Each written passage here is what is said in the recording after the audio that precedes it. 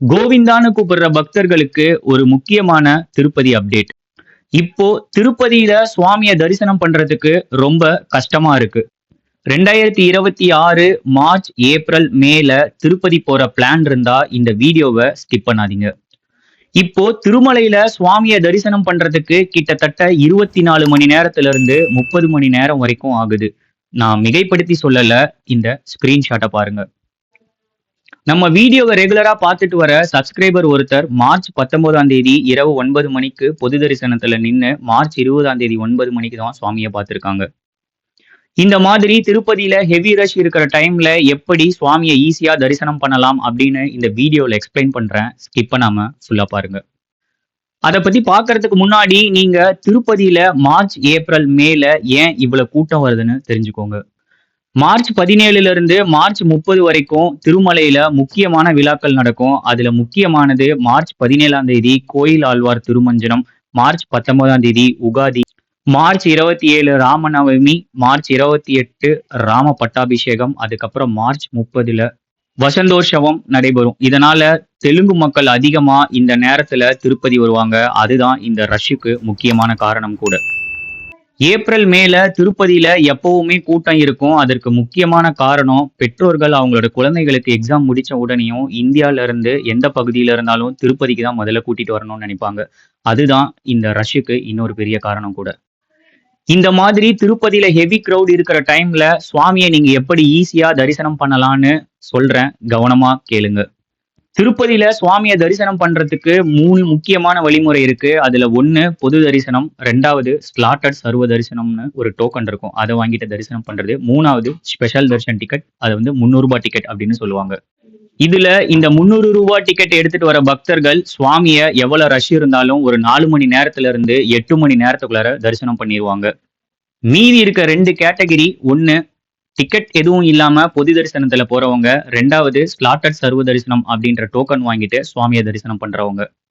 இப்போ நீங்க டிக்கெட் எதுவும் எடுக்காம சுவாமியை தரிசனம் பண்றதுக்கு பொது தரிசனத்துல போறீங்க அப்படின்னா நம்மளால அந்த தரிசனம் டைமை ஒண்ணுமே பண்ண முடியாது. எவ்வளவு ரஷ் இருந்தாலும் அதுக்கு எவ்வளவு டைம் எடுக்குதோ அந்த டைம்ல தான் நம்ம வந்து தரிசனம் பண்ண முடியும். இப்போ கூட்டம் இருக்க டைம்ல 24 மணி நேரத்துல இருந்து 30 மணி நேரம் ஆகும்னு சொன்னேன் இல்லையா, அவ்வளவு டைம் நீங்க வெயிட் பண்ணி தான் சுவாமி பார்க்க முடியும். ஆனா 2வதா இந்த எஸ்எஸ்டி டோக்கன் எடுத்துட்டு போறாங்க இல்லையா, அவங்களோட தரிசனம் டைம் வந்து கிட்டத்தட்ட 4ல இருந்து 8 மணி நேரம் ஆகும். அதுவும் கூட்டம் பொறுத்து தான்.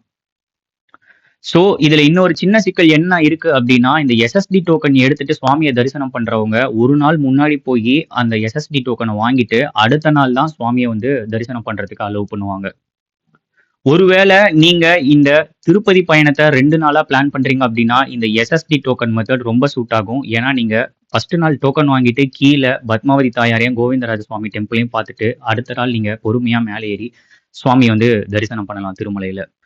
இந்த எஸ்எஸ்டி டோக்கன்ல நீங்க தெரிஞ்சுக்க வேண்டிய முக்கியமான விஷயம் என்ன அப்படின்னா, அது யூஸ்வலா மதியானம் 2 மணிக்கு கொடுப்பாங்க. இந்த மாதிரி மார்ச், ஏப்ரல், மேல கூட்டம் அதிகமா இருக்கிறதுனால அவங்க என்ன பண்ணுவாங்க அப்படின்னா காலையில 6 மணிக்கெல்லாம் கொடுக்க ஆரம்பிச்சிருவாங்க. 6, 7, 8 கூட்டம் எப்படி இருக்கோ திருமலையில அதுக்கேற்ற மாதிரி கீழே வந்து திருப்பதியில வந்து ஒரு 3 பிளேஸ்ல வந்து கொடுப்பாங்க. அதை நீங்க எப்படி எடுக்கணும், அது எந்த டைமிங்ல தருவாங்க, அதுக்கு நீங்க என்ன டாக்குமெண்ட் கொண்டு போகணும் அப்படின்றத என்னோட கம்ப்ளீட் பிகினர் சீரியஸ் கைட்ல ஒரு வீடியோவா ரெடி பண்ணி வச்சிருக்கேன். அதை டிஸ்கிரிப்ஷன்ல வந்து அந்த லிங்கை கொடுக்குறேன், செக் பண்ணி பாருங்க.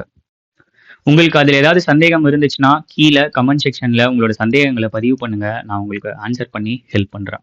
ஒருவேளை உங்களுக்கு வீட்டுல ஒரு வயசுக்கும் குறைவா குழந்தைகள் இருந்தாங்கன்னா சுவாமியை நீங்க வெறும் 2 மணி நேரத்துல தரிசனம் செய்ய முடியும் சுப்பத்தம் அப்படின்ற ஒரு வழிமுறையில.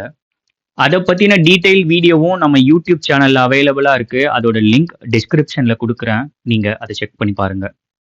அந்த வழிமுறையை பத்தி ஷார்ட்டா சொல்றேன். குழந்தையோட டிஸ்சார்ஜ் இல்லைன்னா பர்த் சர்டிபிகேட், பேரண்ட்ஸோட ஆதார் கார்டு ரொம்ப முக்கியம். ஒருவேளை குழந்தைக்கு 12 வயசுக்குள்ளார அண்ணன் தங்கச்சி இருந்தாங்க அப்படின்னா அவங்களையும் நீங்க இந்த சுப்பதம் மன்றியில வந்து கூட்டிட்டு போகலாம்.